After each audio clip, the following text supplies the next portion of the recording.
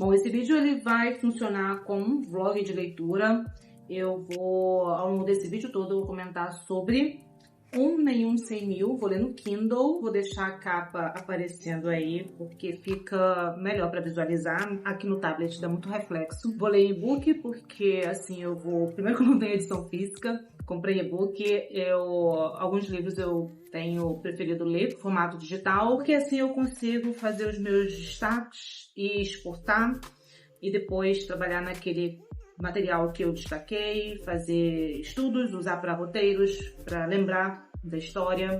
Também tô com meu caderno aqui porque eu vou fazer anotações enquanto eu leio, porque assim eu também assimilo mais.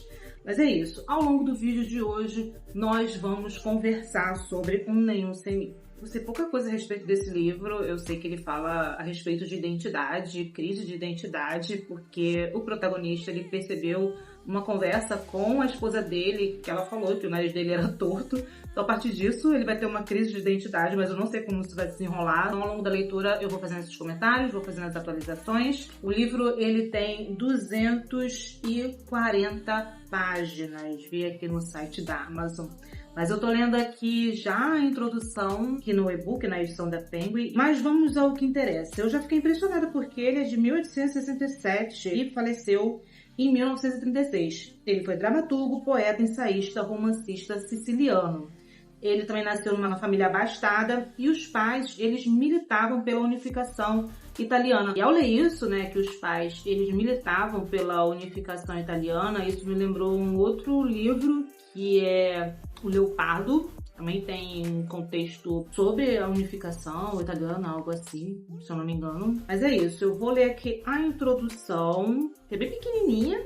Vamos lá, vamos começar aqui Nenhum 100 Mil. Vamos ver o que essa história trata, o que nós podemos aprender com esse livro, quais os assuntos, os temas principais.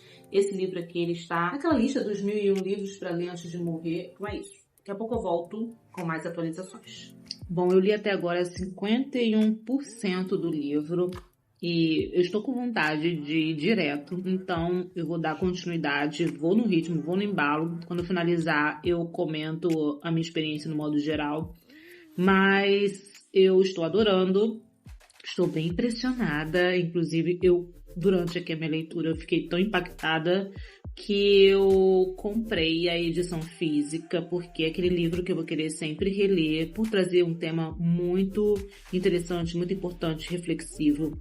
Não é uma leitura difícil de entender, mas como ele é um livro reflexivo, ele te prende naquilo porque você fica pensando a respeito e você ao mesmo tempo você fica muito impressionada, impactada com essas reflexões, porque são muitas reflexões sobre identidade, sobre percepções, sobre realidade. Na verdade, percepções que as pessoas têm a respeito de si e que a sua identidade não é a única que você constrói, né? Existem outras pessoas que têm um olhar, uma outra percepção, um olhar diferente a respeito da sua pessoa, e ela carrega essa realidade, essa visão a partir das experiências, enfim, dela, dos valores, de tudo que compõe a construção dela quanto pessoa. Enfim, é um livro filosófico, é um livro também que tem essa questão mais da subjetividade, psicanálise.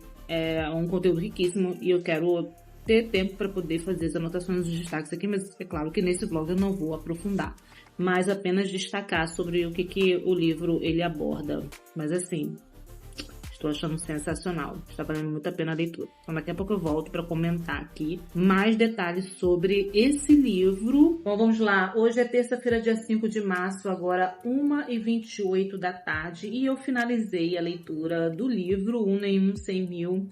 E eu estou muito feliz porque é o meu primeiro livro de ficção, é o primeiro livro de ficção que eu finalizo nesse mês de março.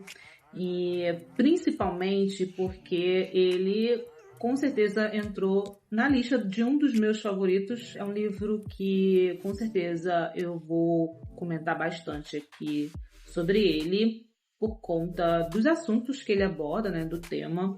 E isso me impressionou muito, as reflexões que ele traz aqui é sensacional. Tanto, né, como eu falei, eu acabei comprando a edição física, porque com certeza é um livro que eu vou querer reler. É um livro que mexe com a nossa mente, faz a gente pensar bastante, dá um nó na nossa mente, apesar dele não ser assim confuso, mas por conta das reflexões que acaba dando uma reviravolta na mente, com certeza é aquele tipo de livro transformador. Já deixo aqui minhas indicações. Eu vou selecionar aqui destaques, principalmente as partes que mais me impressionaram, as discussões aqui que mais me impressionaram, compartilhar com vocês, né? Primeiro é sobre as motivações, o começo do livro, porque o protagonista aqui, Moscarda, né? Ele estava ali diante do espelho, mexendo no nariz dele. Na verdade, ele estava tocando e sentindo uma dorzinha. Só que a esposa dele, a Dida, ela pensou que ele estivesse olhando como o nariz dele é torto, como o nariz dele é caído para a direita. E ela fala, né, externaliza isso para ele, pensei que você estivesse vendo que seu nariz é torto. E isso deixa, a princípio, ele muito irritado, porque como ele fala aqui, né, ele imaginava que o nariz dele fosse reto. Então, primeiramente, ele ficou irritado e depois essa irritação, ela foi substituída por um espanto. Porque assim, ele viveu por tantos anos e nunca percebeu que o nariz dele era torto. Precisou de um olhar externo para dar essa consciência para ele. E a partir daí é que ele começa a ter uma crise identitária. Porque ele fica se questionando, né? Como é que é possível que ele não conhecia bem o seu próprio corpo, que é a coisa mais íntima que pertencia a ele, né? E a partir dessas reflexões que vai levar ele a um estado de espírito miserável, realmente é que vai ficar desesperado, vai decair. E aí tem dois pontos interessantes que ele coloca aqui, que a gente nota facilmente o defeito do outro, essa visão externa, e não percebemos os nossos próprios defeitos, aquilo que a gente não consegue ter essa perspectiva de fora, né? Então isso eu achei bem interessante. Eu gostei de muitas partes aqui do livro. Primeiro, essa questão da crise identitária sobre a realidade, na verdade, as diferentes percepções externas que as pessoas têm de você e que não é a mesma que você tem de si. E a partir daí também que surge o título Nenhum 100 mil, porque aqui o nosso protagonista, o Moscarda, ele percebe exatamente isso e é por conta disso que ele tem essa crise. Ou seja, de todo aquele ciclo de pessoas que conhecem ele, cada uma tem uma percepção diferente dele. Então, quem é ele? Se ele não é aquilo que ele acredita ser dentro de si e querer passar para o outro aquela imagem de si. Então, na verdade, ele não é uma única pessoa, ele não é unitário, ele pode ser 100 mil pessoas diferentes, cada uma com quem ele convive vai ter ali uma percepção diferente dele, e aí ele traz reflexões profundas sobre isso e encantadoras de arrebatar. Foi transformador, ele abre sua mente. E tem uma parte muito interessante que ele coloca assim: se para os outros eu não era o que até agora havia pensado que era para mim, quem eu era? Então, como ele anda, como ele se expressa, como ele fala, como ele se comporta, essa visão externa, né, essa perspectiva, ele não tem. Então, tudo isso, e claro, cada um ali carregando seus valores e suas ideias, tudo isso vai construindo uma imagem diferente do que aquilo que ele imagina ser e que ele gostaria exatamente que a imagem e a ideia que ele tem de si fosse idêntica para todos que convivem ali com ele. E na prática não é assim. O título foi um ponto que eu também achei bem interessante e representa perfeitamente a ideia central aqui do livro. Então ele não é essa única pessoa. Quando ele tiver contato com outras 100 mil pessoas, ele vai ter essas diferentes identidades. 100 mil, ou quantas pessoas ele tiver contato, conhecer. E ao mesmo tempo ele acaba não sendo nenhum, já que não tem essa questão única da identidade. E no caso aqui não se encaixa, né? Já que são diferentes construções que as pessoas têm dele. Bom, mas existem muitas outras discussões interessantes e várias situações aqui vão aparecendo e que ele retoma essas reflexões. Uma outra parte que eu gostei também, e aí são só considerações, é que ele tem vontade, por exemplo, de ter essa visão de fora, de conhecer esse outro, né? Ele quer conhecer esse outro também, que para ele é um estranho. Então, ele tem vontade de observar de de fora ele no dia a dia dele. E que, a partir disso, ele passaria a se conhecer. Ele coloca que ele queria se ver como os outros viam ele. Colocar-se diante do seu corpo e ver o corpo dele viver como se fosse de um outro. E aí ele fica se questionando, né? Aquela imagem realmente é minha? Eu sou mesmo assim de fora quando eu estou vivendo? Estranho que só os outros podem ver e conhecer, não eu. E aí, desde que ele se fixou nisso, ele passou a perseguir esse estranho que estava dentro dele, mas que ao mesmo tempo escapava. Aquele que vivia pelos outros e que eu não podia conhecer, que os outros viam vivendo e eu não. E aí tem um texto bem interessante. Ainda acreditava que esse estranho fosse um só para todos, assim como pensava ser um só para mim. Mas logo esse meu drama atroz se complicou com a descoberta dos 100.000 moscardas, que eu era não só para os outros, mas também para mim. Todos com este mesmo nome de moscarda, e todos dentro deste meu pobre corpo, que era também um só. Um e nenhum. Uma outra reflexão que ele tem sobre isso.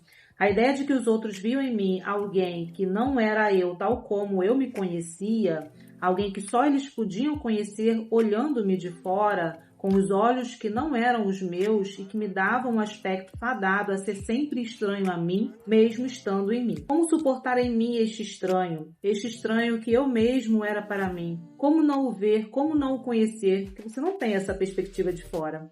Como ficar para sempre condenado a levá-lo comigo, em mim, à vista dos outros e, no entanto, invisível para mim? Olha que sensacional. Então, a partir desses questionamentos, ele traz aqui algumas reflexões e conclusões. Primeiro é que ele não era para os outros o que até agora ele pensava que ele fosse para ele. Que ele não podia se ver vivendo, né? E como ele não podia se ver vivendo, ele ficava alheio a ele mesmo. Isto é, como alguém que os outros podiam ver e conhecer, cada um a seu modo, mas ele não tinha essa perspectiva de fora, esse olhar diferente das outras pessoas. Também conclui que era impossível colocar-se diante desse estranho para vê-lo e conhecê-lo. E aí ele começa a investigar para tentar entender qual a imagem que o outro tem dele. Vocês vivem na feliz ilusão de que os outros de fora os percebem da mesma forma como vocês se percebem. Aí ele segue, né? Vocês se conhecem, se sentem, se apreciam de uma maneira que não é a minha, mas a sua.